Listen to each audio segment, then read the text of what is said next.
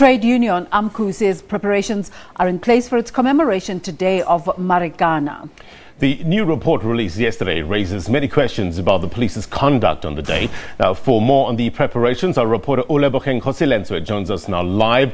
Olebo, thank you very much indeed for your time. Let's start off by asking you, how is the 2018 Marikana tragedy going to be commemorated today?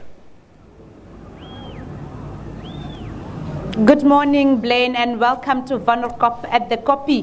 How symbolic is it that 6 years ago, it was a Thursday when the fateful incident took place, and we come back here once again on a Thursday. But I'll just say that, it's been very difficult to get hold of the AMCU, the leadership of the AMCU, as well as to get hold of the program. But what we do know so far is that the leader of AMCU, Joseph Matunjwa, is expected to give the keynote address. We're also expecting to see different political parties give their messages of support. The one party that's been very vocal about being present here today is the DA, and we're expecting to see the leader, Mmusi Maimane, give a speech here today. We're also expecting to see families of those deceased miners also take to the stage, as well as some of the orphans, as well as some of the survivors. So in a nutshell, that's how the program usually goes on from year to year. If there is, we doubt that there'll be something different today, but as far as we're concerned, that's how it should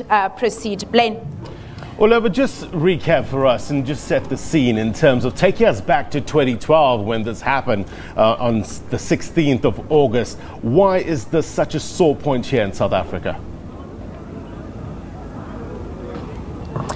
Blaine, it's such a sore point because the mine workers that work in the mines here on the Platinum Belt started, first of all, by demanding a salary increase.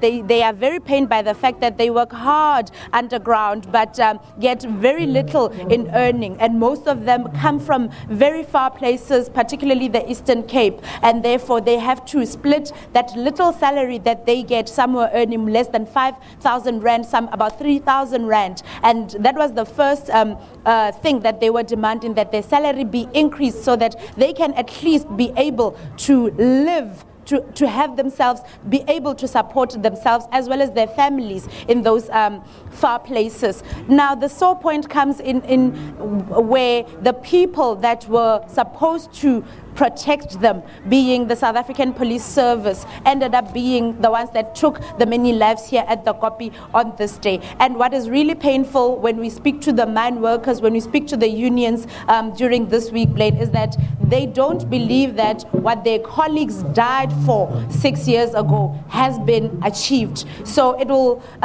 remain a sore point, and for as long as nobody in the police force has been seen to take accountability for the deaths that took place here on that day, the people will not be very happy. One other sore point is that they've continued to call on President Cyril Ramaphosa to make his way to Marikana, and they believe that he owes them an apology. And ever since the calls for him to come, he has made several promises, but he has not come here today. So there's quite a number of things that stir up emotions on this day in Marikana, Blaine.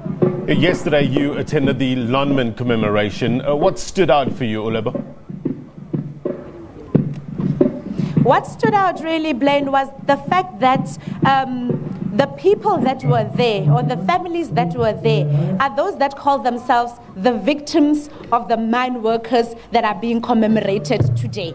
Because it was only the families of the 10 people, including the 2 police officers, the 2 security guards, and the police officers and 6 mine workers that were killed in the days leading to the 16th of August. So it was very interesting and maybe also painful to see that it was only those people or those families that were at the Lonmin's commemoration, and they feel that the media, the world, does not care about them because they feel that the only people or the only lives that are being commemorated are the 34 lives that were taken on this day, but that everybody has forgotten about the 10 lives, or nobody ever mentions the 10 lives that were taken leading to the 16th, as popularly as the 34 lives that were taken today. And it was also quite interesting to see that none of the families of the 34 mine workers that died on this day were at the Lonmin commemorations. AMCU was also not present at the Lonmin commemorations. So it was like a private thing between Lonmin and the families of the 10 people that died prior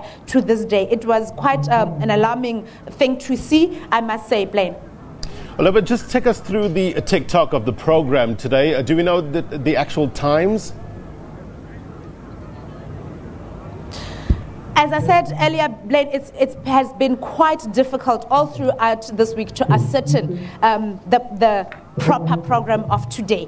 As things stand right now, the mics are being tested, the stage is being prepared, the mine workers and their families are here, they've been giving t-shirts and other freebies. But as for when the program will start, that is very difficult to ascertain. It usually starts at around about 10 o'clock, but the crowd that is here today does not say to me that the program is ready to start.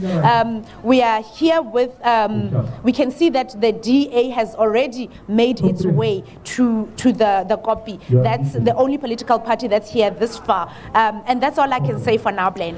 No, that's fine. Thank you very much indeed. Olebogeng Kgosilentswe reporting live from Marikana. Thank you very much indeed.